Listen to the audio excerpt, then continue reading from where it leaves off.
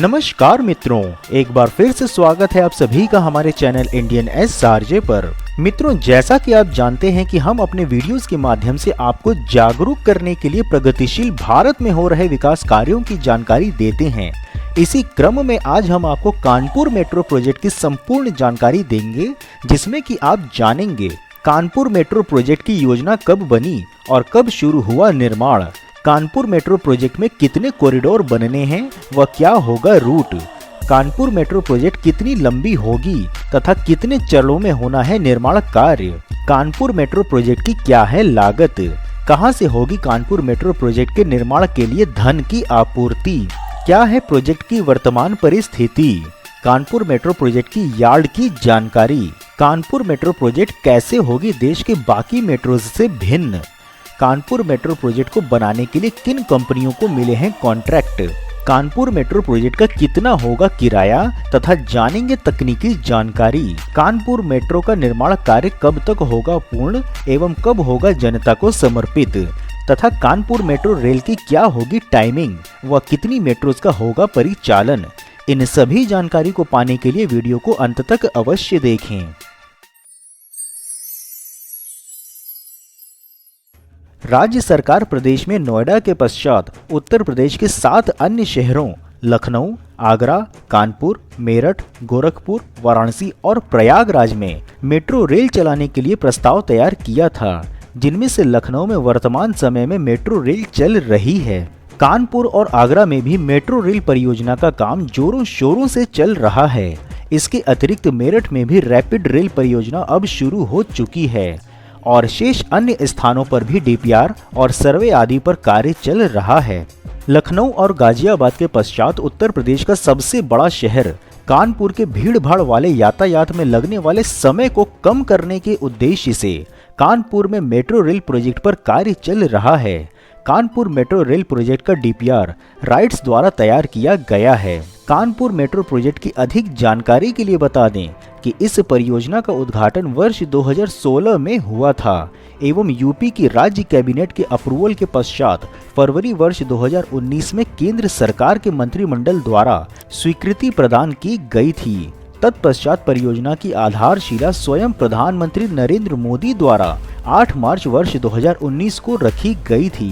Kanpur metro Uttar Pradesh metro rail corporation limited अर्थात UPMRCL द्वारा कानपुर शहर में बनाया जा रहा है, जिसमें कि 2 कॉरिडोर्स अर्थात लाइन होंगी तथा इन दोनों लाइनों में लगभग 30 स्टेशन का निर्माण होना है, जो कि एक शहरी मास रैपिड ट्रांजिट सिस्टम अर्थात MRTS के अंतर्गत होगा।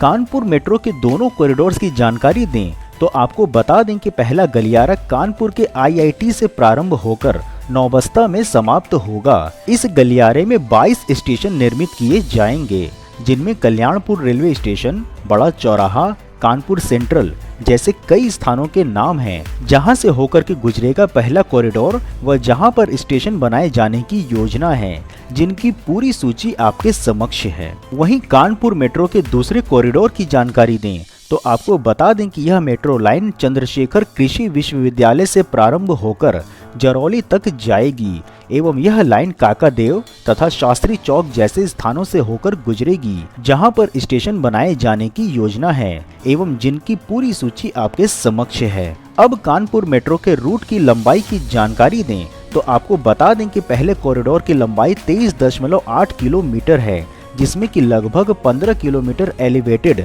अर्थात ऊपरगामी ट्रैक हैं तथा लगभग 9 किलोमीटर का भाग भूमिगत होगा एवं इस कॉरिडोर का डिपो होगा पॉलिटेक्निक कॉलेज और इस कॉरिडोर में कुल 22 स्टेशन होंगे, जिनमें से 8 भूमिगत स्टेशन होंगे। वहीं दूसरी ओर कानपुर मेट्रो के दूसरे कॉरिडोर की लंबाई 8.6 किलोमीटर है, जिसमें से 4 किलोमीटर का एलिवेटेड स्ट्रेच है और लगभग 4.5 किलोमीटर का भूमिगत खंड सम्मिलित होगा, जिसमें कि 4 भूमिगत स्टेशन एवं बाकी के एलिवेटेड स्टेशंस हैं तथा इस कॉरिडोर का डिपो होगा एग्रीकल्चर यूनिवर्सिटी। बता दें कि IIT से मोती झील के बीच मेट्रो का प्रायोरिटी अर्थात प्राथमिक कॉरिडोर में निर्माण कार्य तेजी से पूरा हो रहा है। इसके साथ ही अब मेट्रो के अधिकारी शहर के दक्षिणी क्षेत्र में भी अपना कार्य आरंभ करने में लगे हुए हैं। पहले चरण में IIT से बड़ा चौराहा तक मेट्रो का संचालन होगा। इसमें मोती झील से अंडरग्राउंड मेट्रो दौड़ेगी। इसके साथ ही मोती झील के पश्चात मेट्रो के अंडरग्राउंड टनल के रूट का कार्य भी अब आरंभ हो चुका है। इसके लिए टेंडर भी पास हो चुके हैं। यह रूट अंडरग्राउंड टनल पालिका स्टेडियम से होते हुए सीसा माऊ नाला पार करने के पश्चात आरंभ होगा और ट्रांसपोर्ट नगर तक जाएगा। ट्रांसपोर्ट नगर स्टेशन से आगे बढ़कर यह एलिवेटेड रूट में आ जाएगा और इसका पहला एलिवेटेड स्टेशन बारा देवी होगा। यहाँ से किदवई नगर, वसंत विहार, बौद्ध नगर होते हुए मेट्रो नौबस्ता स्टेशन तक जाएगी। बारा देवी से नौबस्ता तक बनने वाले 5 एलिवेटेड स्टेशन के लिए मिट्टी के परीक्षण का कार्य तो किया भी जा चुका है। शीघ्र ही इस रूट का टेंडर भी फाइनल होगा। अब यदि कानपुर मेट्रो परियोजना के लागत की जानकारी दें तो आपको बता दें कि प्रोजेक्ट की कुल लागत है 11,076 करोड़ रुपए तथा कानपुर में मेट्रो रेल दौड़ाने के लिए यूरोपियन बैंक 3,092 करोड़ रुपए की सहायता भी दे रही है, जिसमें कि 1,767 करोड़ रुपए की पहली किस्त मिल चुकी है तथा 1,325 करोड़ रुपए की दूसरी किस्त Uttar Pradesh metro rail corporation को देने के लिए यूरोपियन बैंक ने हामी भी भर दी है, जो कि केंद्र सरकार, प्रदेश सरकार और यूरोपियन बैंक के बीच एक संधि के अंतर्गत है। इसके अतिरिक्त उत्तर प्रदेश के इस वर्ष 2021 के बजट में कानपुर मेट्रो रेल परियोजना हेतु 597 करोड़ रुपए की व्यवस्था भी की गई है। अब यदि कानपुर मेट्रो परियोजना के वर्तमान परिस्थिति की जानकारी दें तो आपको बता दें कि इस समय कानपुर शहर में मेट्रो का कार्य तेजी से पूरा हो रहा है। खंबे लगाने के लिए गड्ढे खोदने का कार्य लगभग पूरा हो गया है। वहीं खंबे लगाने का कार्य भी लगभग 80% पूरा हो गया है। पिछले दिनों मेट्रो के अंडरग्राउंड टनल बनाने के कार्य का टेंडर जारी किया गया था। इसके पश्चात अब ट्रैक बिछाने के कार्य का भी टेंडर हो गया है। पहले कॉरिडोर में IIT से मोती झील के बीच बन रहे 9 किलोमीटर की दूरी के ट्रैक बिछाने का टेंडर L&T को मिल चुका है। इसमें अप एंड डाउन दोनों लाइनों पर ही ट्रैक बिछाना है। इस कारण से यह रूट लगभग 18 किलोमीटर का हो जाएगा। बता दें कि IIT से ही कार्य का आरंभ हुआ है और इसी कारण से शहर में मेट्रो का सबसे अधिक कार्य उसी स्टेशन पर हुआ है। इसलिए अब ट्रैक बिछाने का कार्य भी IIT स्टेशन से ही आरंभ होगा। अब तक 513 में से 400 खंबे भी लग चुके हैं। इसके अतिरिक्त लगभग 7 किलोमीटर के क्षेत्र में यू गार्डर भी लगाए जा चुके हैं। यू गार्डर के ऊपर ट्रैक बीम बिछाने का कार्य भी IIT स्टेशन पर आरंभ हो चुका है। इस बीम के ऊपर ही ट्रैक बिछाया जाएगा। यही नहीं, परियोजना के सेकंड फेज अर्थात द्वितीय चरण का कार्य मोती झील के आगे स्वरूप नगर पर अब आरंभ भी हो गया है। अब यदि कानपुर मेट्रो रेल के यार्ड की जानकारी दें तो आपको बता दें कि इसे पॉलिटेक्निक के निकट 40 एकड़ क्षेत्र में 24 कोच की मेट्रो ट्रेन खड़ी करने के लिए यार्ड का निर्माण कार्य चालू है। यार्ड के निर्माण कार्य का दायित्व Sam India wilt private limited को दिया गया है, जो यहां पर बाउंड्री वॉल एवं वर्कशॉप के लिए तेजी से निर्माण कार्य कर रही है। इसके पश्चात आपको बता दें कि कानपुर मेट्रो प्रोजेक्ट कैसे होगी देश के बाकी मेट्रो से भिन्न, तो उसके लिए आपको बता दें कि देश की अन्य मेट्रो परियोजनाओं से उत्तर प्रदेश में बनने वाली आगरा और कानपुर की मेट्रो अलग ही दिखेगी। OHE लाइन ट्रैक के नीचे होने के कारण इन दोनों स्थानों की ट्रेनों की डिजाइन फ्लैटेड की जा सकेगी। यदि OHE लाइन की जानकारी दें तो आपको बता दें कि ओवरहेड लाइन या ओवरहेड तार का उपयोग विद्युत ऊर्जा को इलेक्ट्रिक ट्रेनों, ट्रॉली बस या ट्राम तक पहुंचाने के लिए किया जाता है। इसे ओवरहेड इक्विपमेंट व ओवरहेड लाइन इक्विपमेंट आदि नामों से भी जाना जाता है। और अब इसी प्रकार के मेट्रो के लिए कानपुर और आगरा में OHE लाइन ट्रैक के साथ बिछाए जाने के लिए टेंडर भी पास हो चुके हैं। पहले OHE लाइनें मेट्रो ट्रेनों की छतों के ऊपर से गुजरती थीं, इसीलिए ट्रेनों की छतों को गोल बनाना पड़ता था। इससे अतिरिक्त खर्च भी होता था और छतों की डिजाइन भी एक ही प्रकार की करनी पड़ती थी। परंतु अब OHE लाइन नीचे होने के कारण छतों की डिजाइन में परिवर्तन भी संभव है और अब इसे पूर्णतः फ्लैट अथवा चपटा भी बनाया जा सकेगा, जिससे कि लागत में भी कटौती होगी।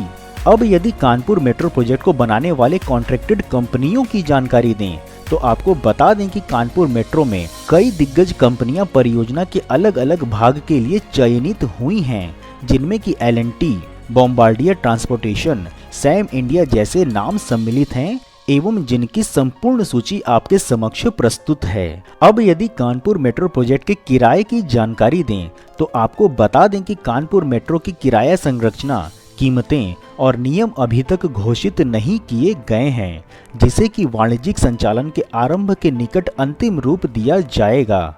UPMRCL ने QR कोड और नियर फील्ड कम्युनिकेशन अर्थात NFC फोन को सिस्टम का उपयोग करने की अनुमति देने के लिए अपने स्वचालित किराया संग्रह अर्थात AFC प्रणाली के लिए नवीनतम तकनीकों का उपयोग करने की योजना बनाई है। वहीं दूसरी ओर आपको यदि तकनीकी जानकारी दें तो आपको बता दें कि इस मेट्रो रेल के ट्रैक की चौड़ाई अर्थात ट्रैक गेज 1435 mm की होगी तथा स्पीड की जानकारी दें तो आपको बता दें कि इस मेट्रो की अधिकतम गति 90 किलोमीटर प्रति घंटे की होगी तथा औसत गति 34 किलोमीटर प्रति घंटे की होगी। जानकारी के लिए बता दें कि मोती झील और IIT कानपुर के मध्य 9 किलोमीटर लंबी प्राथमिक कॉरिडोर पर चलने वाली सभी मेट्रो ट्रेनों में लखनऊ मेट्रो ट्रेनों के विपरीत प्रत्येक ट्रेन में 3 बोगियां होंगी, जिन्हें की आवश्यकता अनुसार 4 तक बढ़ाया जा सकता है तथा प्रत्येक ट्रेनों में 950 से लेकर 1000 लोगों को समाहित करने की क्षमता होगी। यही नहीं, प्रायोरिटी कॉरिडोर के निर्धारित शेड्यूल के अनुसार कानपुर मेट्रो की ट्रेन को हर 5 मिनट के अंतराल पर चलाने की तैयारी है तथा यह तय किया गया है कि दिल्ली मेट्रो की तरह यहाँ भी सुबह 6 बजे से रात 11 बजे तक मेट्रो का संचालन होगा। मोती झील से IIT कानपुर तक विस्तारित 9 किलोमीटर तक के मार्ग में 9 स्टेशन होंगे जो हर किलोमीटर पर स्थित होंगे। कानपुर मेट्रो के अधिकारियों ने घोषणा की है कि इस मार्ग पर निर्माण कार्य पूरे जोरों शोरों पर है, जो कि इस वर्ष नवंबर 2021 तक समाप्त हो जाएगा एवं परीक्षण के पश्चात कानपुर मेट्रो दिसंबर 2021 अथवा अधिकतम जनवरी 2022 तक व्यावसायिक रूप से चलाई जाएगी तथा समग्र रूप से प्रस्तावित वर्तमान कानपुर मेट्रो को वर्ष 2024 तक संचालित कर लिया जाएगा, जिससे कि अनुमानित स्थिति में लगभग 6.5 लाख लोगों को प्रतिदिन इस मेट्रो का लाभ मिलेगा। महत्वपूर्ण है कि तेजी से विकास कर रहे उत्तर प्रदेश में expressways, dedicated freight corridor, defence industrial corridor तथा जनता के मूलभूत सुविधाओं में वृद्धि व स्मार्ट सिटीज की रैंकिंग में उछाल एवं धार्मिक स्थलों के पुनरुत्थान से हम आशा करते हैं कि एक दिन उत्तर प्रदेश भारत का उत्तम ही नहीं सर्वोत्तम प्रदेश का स्थान प्राप्त करेगा। मित्रों, यदि आपको वीडियो में दी हुई कानपुर मेट्रो की जानकारी पसंद आई हो तो हर हर महादेव कमेंट बॉक्स में अवश्य लिखें एवं यदि कोई सुझाव हो तो वह भी बताएं। इसके अतिरिक्त यदि आप नए दर्शक हैं अथवा अभी तक आपने चैनल सब्सक्राइब नहीं किया है तो चैनल सब्सक्राइब कर हमें कृतज्ञ अवश्य करें। फिर मिलेंगे हम नई वीडियो में नई जानकारी के साथ। तब तक के लिए जय हिंद, हर हर महादेव।